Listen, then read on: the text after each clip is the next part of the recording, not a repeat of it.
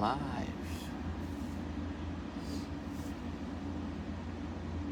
Let's see. Tag friends. Tag.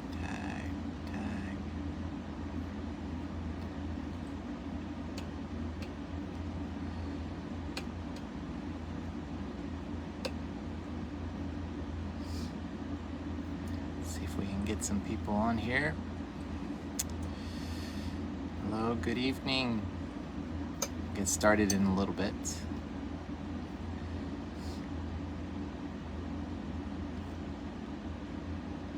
Just going through here and tagging friends from the group, reminding everyone that I'm live here, and we'll get started.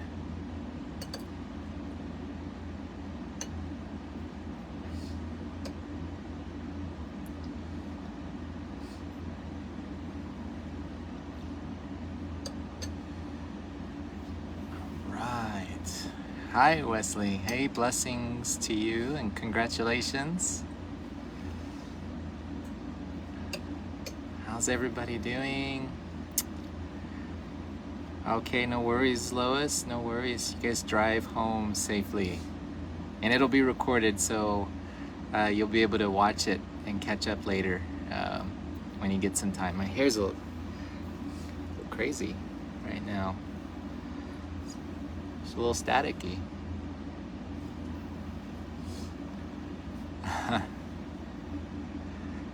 Hi, Camille. Hey, welcome. Good evening to you too. How's it going? I hope the lighting's okay. Oh no. Let me check. Let me try. Maybe that's a little bit better. It's kind of yellow, but more light is better. Yeah.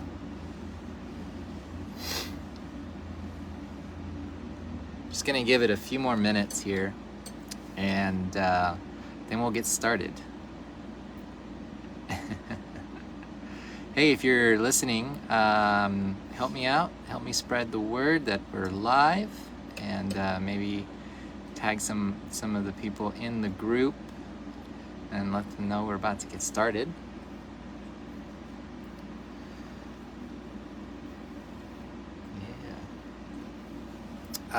And then let's see. So just to let you know, I am going to be reading Colossians 1, starting in verse, let's see. How about, I'm going to start in verse 15 in the Message translation. Hi, Deidre. How are you? Yeah. So I hope everybody's had a good day today. Staying warm. Cold front blew in last night. Man, it got cold. Went from 80 degrees to freezing temperatures. My goodness.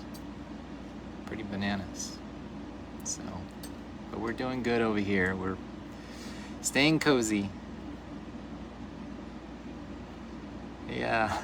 Oh yeah, 7 minutes. Yeah, he still does actually in his the inner sanctum. He usually will start about like 7 or 8 minutes after the start time, but I think 2 minutes for us is okay. So, okay. Well, let's see here. All right.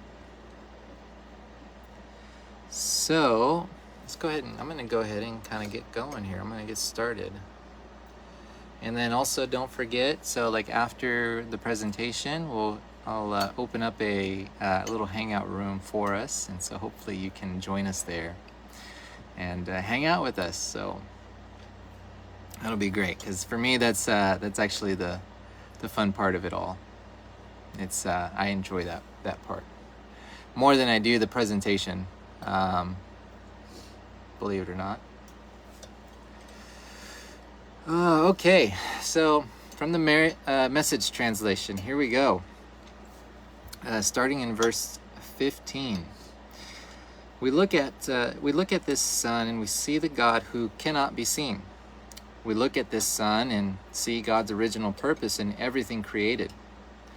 For everything, absolutely everything, above and below, visible and invisible, rank after rank after rank of angels, everything got started in him and finds its purpose in him. He was there before any of it came into existence and holds it all together right up to this moment.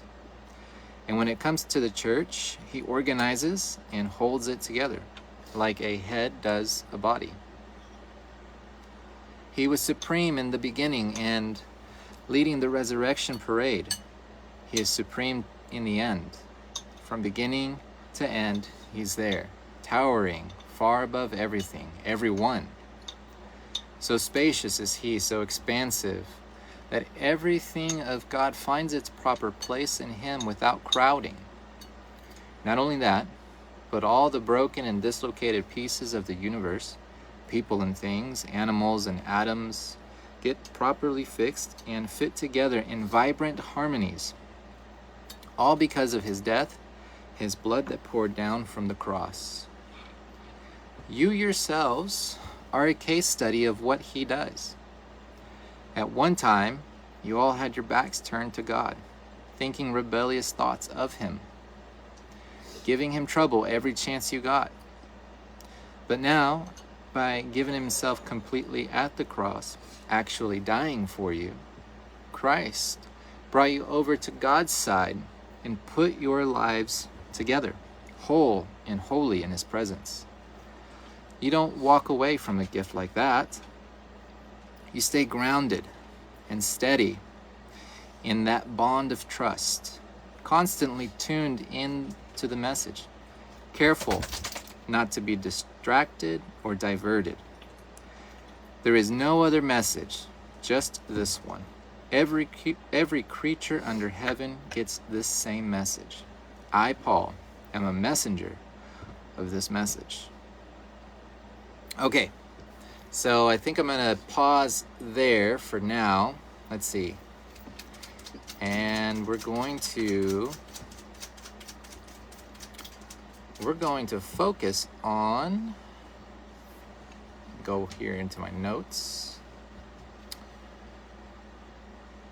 We're going to focus on verse 22.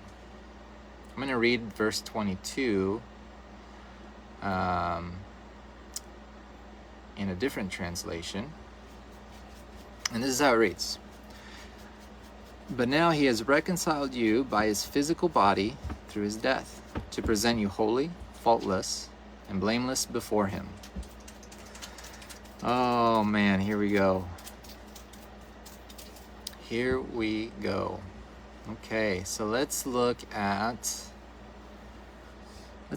reconciled. You ever stop to wonder kind of, maybe what that word means? And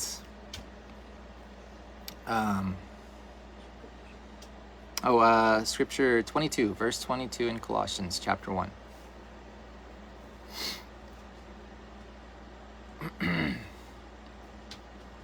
Okay, so the word reconcile, so it is, I'm going to try and pronounce it. So it's apokatallasso is the Greek in there. And the literal translation is to reconcile completely. And so apo, away from, and katallasso was originally used for the exchange of coins, properly to change and exchange, especially of money, hence of person, to change from enmity to friendship, to reconcile. And kata, so katallasso is also two different Greek words, but kata is down to the exact point. Think about that for a minute. Down to the exact point. So one of the things that we got to remember here is that reconciliation is not a matter of belief or a feeling. It's not something that we are working out within ourselves. I'm smiling because this is really rich for me. I just really enjoy this stuff.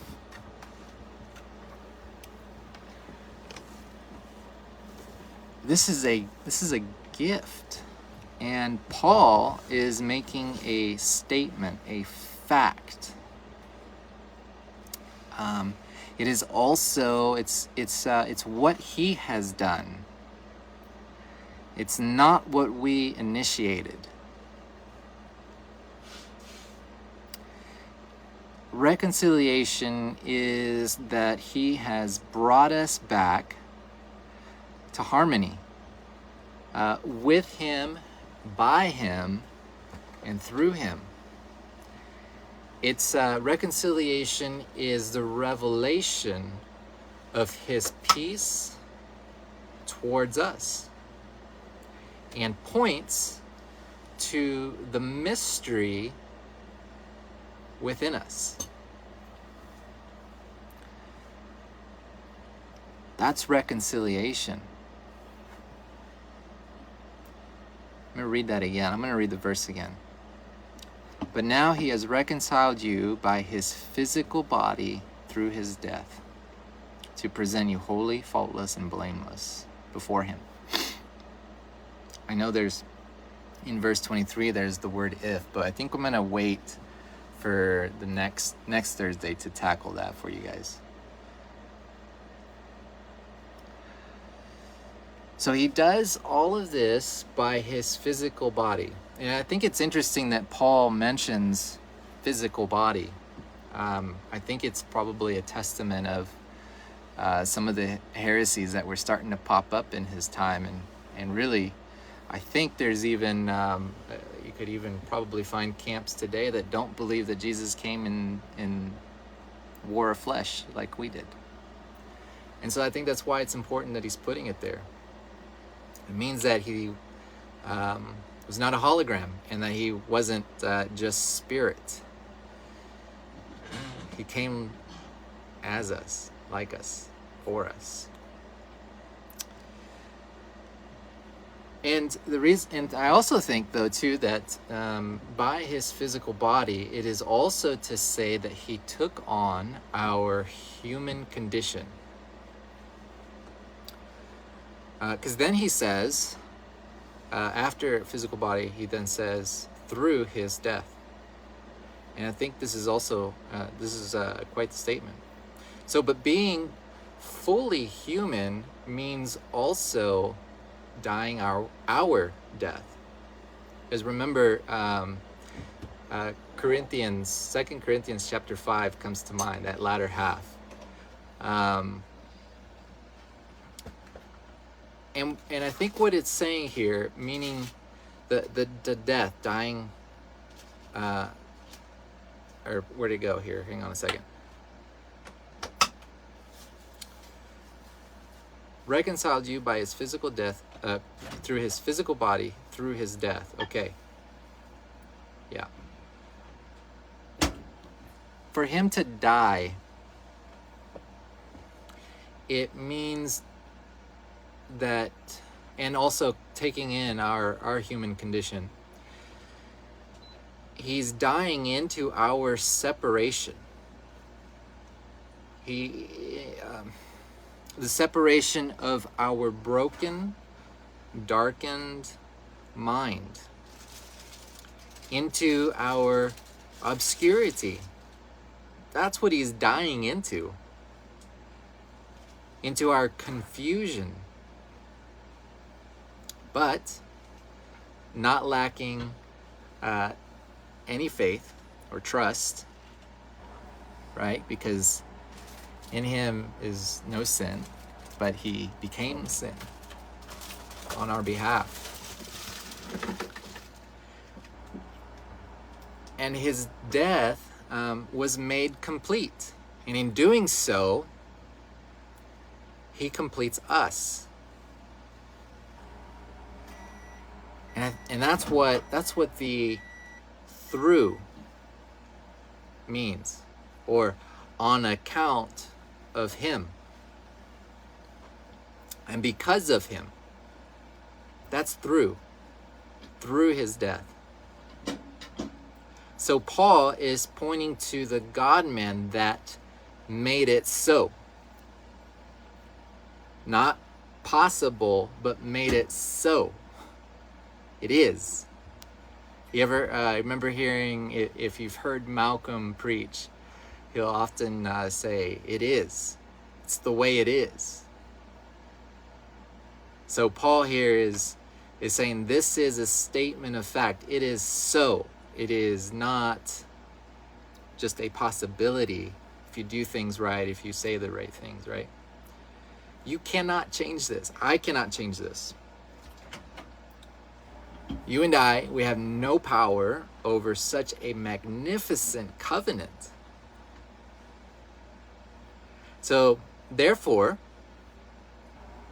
death has been defeated within him. And if we doubt, we go back to the song in Colossians. That's why that song is there. It's a beautiful reminder of everything that is in him, that it's by him and it's for him, and everything is held together in him. Also, if you're interested in a more in-depth teaching on death and understanding that a little bit better, Pastor Andrew Coloni has a great sermon on this topic on his YouTube channel. I would highly recommend that you head over there and have a listen, maybe sometime next week or later this week. So I'll just throw this out there for you. So death is the Greek word thanatos, which is derived from thanesko, I think is how you say it, but basically to die. So it's the physical or spiritual death, figuratively, separation from the life of God forever by dying without first experiencing death to self to receive his gift of salvation. Remember, Christ was never separated. You and I are never separated. Separation is impossible.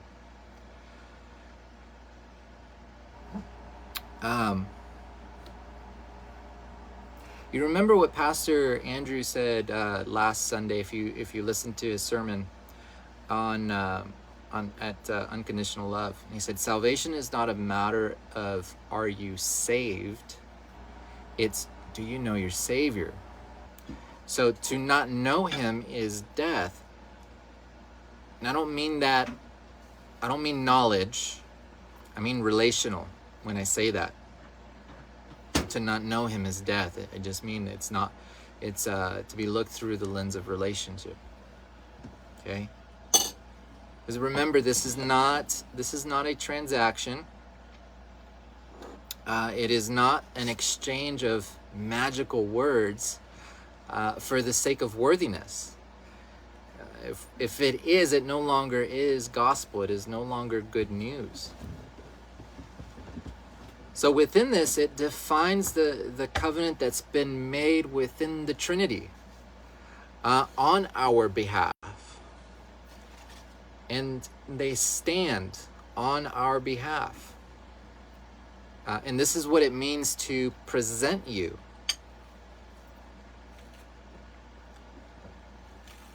There is not a single part of you that has not been reconciled.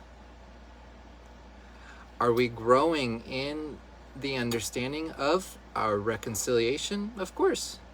Of course we are. But it is subjective to the objective truth. Come on, right? Christ is the substantiation of the human race. And if he did not have a love for mankind, he wouldn't have manifested in the flesh. Think about that. This is the beauty of what we see in the incarnation, is it not?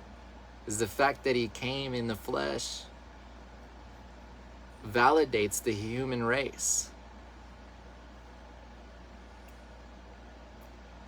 And so he's not throwing you to the wolf, or in some cases, in some people's views, is, the Father is the wolf, and saying, okay, hope you have enough faith and that you brought enough belief with you.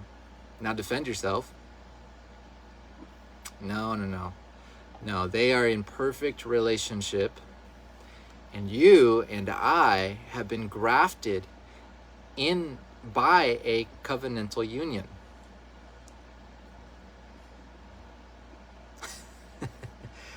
And so then those beautiful words, it is finished. Okay. All right. So here we go. We come into a very pivotal question for some of us, or maybe not in this group, I don't know. But just in case, the line in the sand of our hearts become very evident. We get to choose, as you've heard. You might have heard John Crowder say this before, is that we get to choose to have a crappy theology or a sound theology. So, is it finished or is it not? And so I ask this question: does what I believe negate the work of the cross, or does it submit? And if it doesn't submit, then what lofty thoughts do we need to hold captive? It's a different perspective on that, isn't it? Holding thoughts captive. It goes to the root of the issue, does it not? Okay, moving on. To holy, faultless, and blameless before him.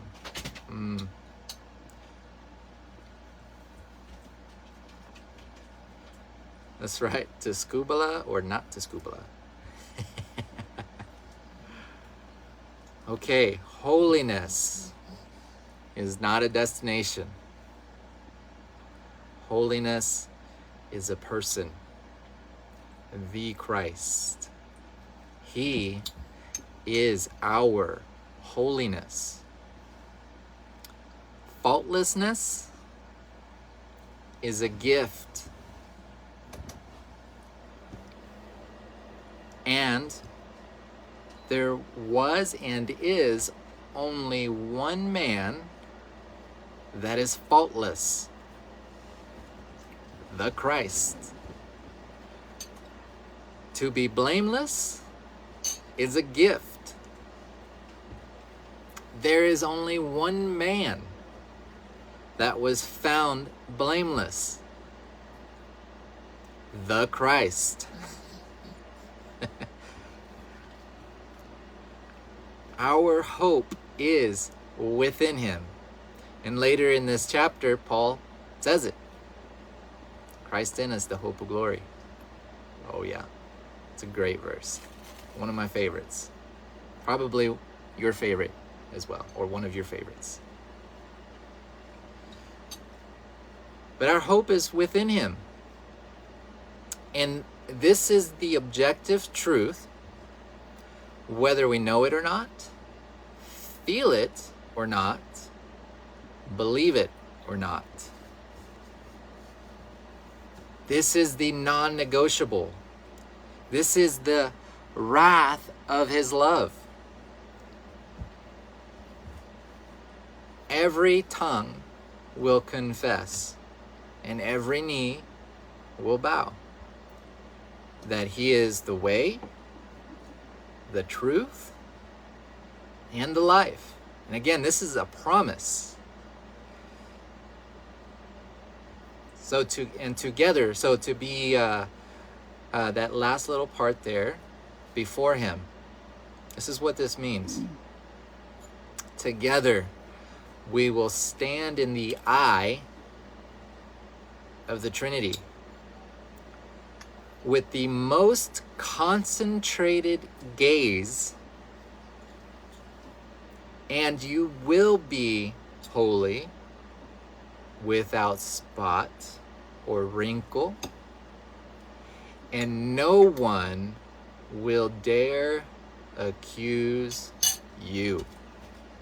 That's his promise. That is what is final on his end. That is good news. And then, okay, I want to close with reading verse 22 in the Mirror translation for you. It says here, let's see. So yet he has now fully reconciled and restored you to your original design. He accomplished this in dying our death in a human body. He fully represented us in order to fully present us again in blameless innocence, face to face with God, with no sense of guilt, suspicion, regret, or accusation. All charges against us are officially canceled. Wow. So there you have it. That's what I have for you guys on this one. It's a little shorter. And we will continue the Colossians on the next, actually, we're going to have another guest speaker for the following Thursday. I'll tell you more about it later on. So, but please join us in the Hangout room as I wrap this up really quick, and I will see you over there.